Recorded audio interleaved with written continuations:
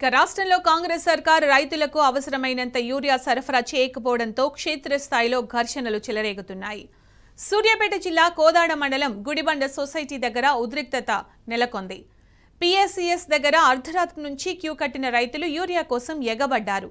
7 గ్రామాలకు కలిపి 277 బస్తాలు మాత్రమే రావడంతో రైతులు ఆగ్రహం వ్యక్తం చేశారు. యూరియా లేక పంటలు ఆగమవుతున్నాయని ఆవేదన చెందుతున్నారు. రాష్ట్ర ప్రభుత్వం రైతులకు సరిపడినంత యూరియా సరఫరా చేయాలని మాజీ ఎంపీపీ కవిత డిమాండ్ చేశారు.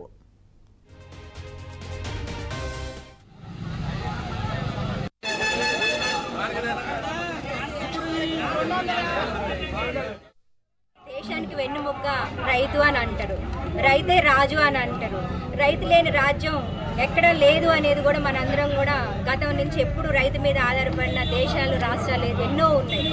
అలాంటి రైతు ఈరోజు రోడ్డెక్కే పరిస్థితికి తీసుకొచ్చిన ఈ ప్రభుత్వాలని చోటేబాయ్ బడేబాయ్ ఇద్దరు కూడా కలిసి కేంద్ర ప్రభుత్వం మీద రాష్ట్ర ప్రభుత్వం మీద కేంద్ర ప్రభుత్వం నెపాలు పెట్టుకొని రైతుల్ని రోడ్లెక్కి వాళ్ళు మళ్ళీ మందు దాగి చెప్పులు లైన్లో పెట్టే పరిస్థితి తీసుకొచ్చిన రాష్ట్ర ప్రభుత్వానికి రాష్ట్ర ప్రభుత్వం ఎందుకు కేంద్ర ప్రభుత్వాన్ని ప్రశ్నించి యూరియా రైతులకు అందించలేకపోతుంది అనేది మనందరం కూడా ఒకసారి ఆలోచించాల్సిన పరిస్థితులు వచ్చినాయి. ఏదేమైనా రైతు బాగుంటేనే రాజ్యం బాగుంటుంది కాబట్టి రైతులకు ఇబ్బంది కలగకుండా యూరియాని సబ్సిడెంట్గా అందించాలని ఈరోజు కోదాడ మండలంలో ఇన్ని సొసైటీలు ఉన్నప్పుడు ఏ సొసైటీలో కూడా ఊరికొక సొసైటీ ఉంది. ఏ ఊరికి ఆ ఊరు సొసైటీ యూరియాని పంచుకున్నా కూడా రైతులు మంచి పంట పండించుకునే అవకాశం ఈ రోజు ఉంది.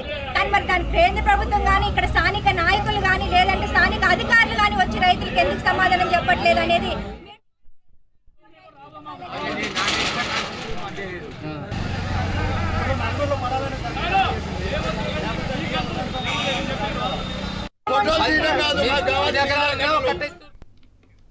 ఇక ఇదే అంశానికి సంబంధించి పూర్తి సమాచారం మా ప్రతినిధి రాము అందిస్తారు. రాము, రైతుల ఆవేదనకు సంబంధించి అప్డేట్స్ ఏంటి? అక్కడ చూస్తున్నాం మనం ప్రత్యక్షంగా. సునీత, సూర్యాపేట జిల్లా వ్యాప్తంగా నెల రోజులుగా ఇదే రకమైనటువంటి దుస్థితి నెలకొంది. రైతులు రోడ్డు మీద పడేశారు. రైతులు పొద్దున్న లేస్తే కూడా పడిగాపులు కాస్తూ వ్యవసాయ పనులన్నింటి కూడా మానుకొని ఆ కలుపులు తీసే పని ఉంటుంది, వ్యవసాయ పనులు ఉంటుంది, వాటన్నిటి కూడా పక్కన పెట్టి యూరియా కోసం రోడ్లకి క్యూలైన్ నిలబడుతూ నానా రకాలుగా అవస్థలు పడుతూ ఉన్నారు సూర్యాపేట జిల్లా వ్యాప్తంగా. ఈ రోజు కూడా ఈ క్షణానికి కూడా కోదాడ నియోజకవర్గంలో ఎక్కడికక్కడ పిఐసిఎస్ఎల్ ముందు, గోదాముల ముందు రైతులు క్యూలు కట్టి యూరియా బస్తాలు ఇవన్నీ బాగుపడుతూ రైతులకు సంబంధించినటువంటి అధికారులకు సంబంధించినటువంటి కాళ్ళ కూడా బతిమలాడుకుంటున్నారు. ఏ ఒక్క అధికారి కనికరించట్లేదు, ఏ ఒక్క ప్రజాప్రతినిధి కూడా కనికరించట్లేదు. ప్రస్తుతం మనం చూస్తున్నటువంటి విజువల్స్ లో ఒక బస్తా లారీ మాత్రమే వచ్చింది. అందులో దాదాపు 300 బస్తాలు మాత్రమే ఉంటాయి. కానీ 7 గ్రామాలకు సంబంధించినటువంటి రైతులను అక్కడ తరలి వచ్చారు. తమకు కూడా ఒక బస్తా ఇవ్వండి రైతులను అక్కడ వేడుకుంటున్నారు, బ్రతిమలాడుకుంటున్నారు. కానీ ముందస్తుగానే టోకెన్లు ఇచ్చారు కాబట్టి కేవలం 277 మందికి సంబంధించిన రైతులకు మాత్రమే ఒక్కొక్క బస్తా మాత్రమే అందించారు. ఎకరానికి ఒక బస్తా చొప్పున ఇస్తా ఉన్నారు. మిగతా సంబంధించినటువంటి యూరియాతో కూడా ప్రైవేట్ లో కొనుగోలు చేయాలంటూ వాళ్ళు ఉచిత సలహాలు ఇస్తున్నారంటూ కూడా రైతులు వాపోతా ఉన్నారు, గోర్న వెళ్ళబోసుకుంటున్నారు. అదే ప్రైవేట్ లో కొనుగోలు చేస్తే 1000 రూపాయలు బస్తా పడుతుంది, గవర్నమెంట్ లో కొనుగోలు చేస్తే 260 రూపాయలకు వస్తుంది. కాబట్టి అంత పెద్ద మొత్తంలో ప్రైవేట్ లో డబ్బులు పెట్టి చెల్లించలేక ఆర్థికంగా నష్టపోతున్నట్టు కూడా రైతులు వాపోతా ఉన్నారు. గత యాసంగి సీజన్ లో ఇదే రకమైన దృష్టి నెలకొంది. ఇప్పుడు వానాకాల సీజన్ లో కొంత వానలు పడి పంటలు బాగా పండుతున్నాయని చెప్పి కొంత ఆశ మీద ఉన్నటువంటి రైతులకు ఈ యూరియా దొరక్క ఆ పంటలు ఎదుగుదల లేక ఆ పంటలు అదును దాటిపోతూ అవన్నీ కూడా నల్లగా మారిపోతూ ఎర్రగా మారిపోతూ పంటలన్నీ కూడా దిగుబడి లేకుండా తామంతా కూడా వాపోతున్నారు. కోదాడ నియోజకవర్గానికి సంబంధించి ఉత్తమ్ కుమార్ రెడ్డి ఉన్నారు మంత్రి. ఇప్పటి వరకు కంటికి కనపడట్లేదు. 15 రోజులుగా నియోజకవర్గంలో అడుగు పెట్టట్లేదు.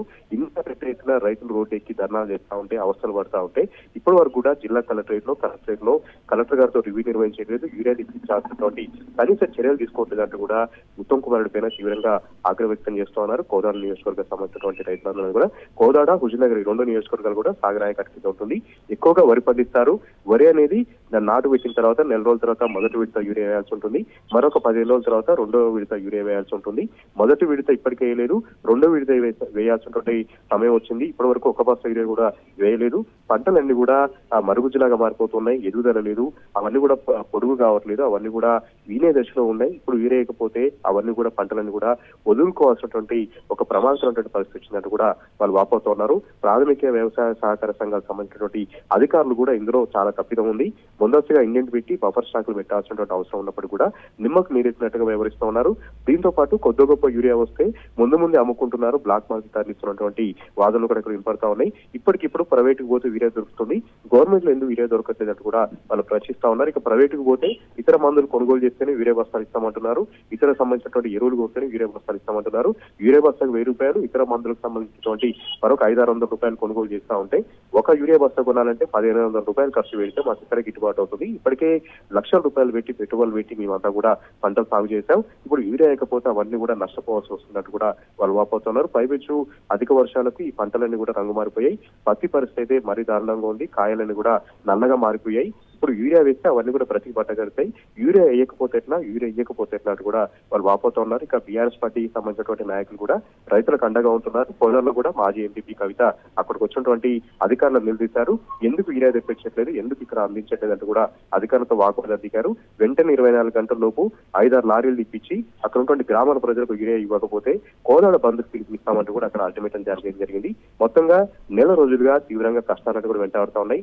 రైతుల పరిస్థితి మరీ దారుణంగా తయారైంది. Thank you Ramu.